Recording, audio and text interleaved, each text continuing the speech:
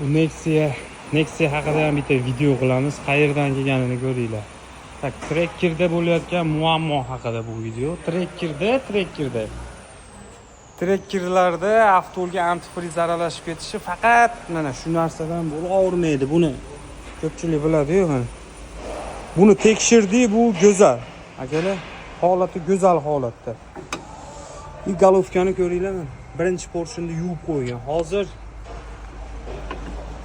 galovkasini ham bitta ko'rsataman. Galovkani qayerdanligini. Videoda kuzatib turinglar.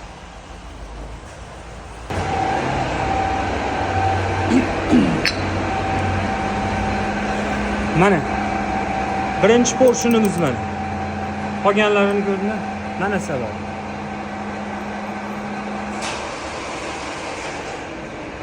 Suvni kanali chiriganda, mana shu devordan yuvgan.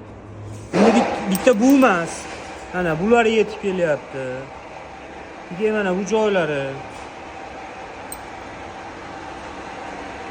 Mashinada bo'layotgan muammo faqat avtomobilga antifriz aralashyapti. Ko'proq bundan bo'lardi.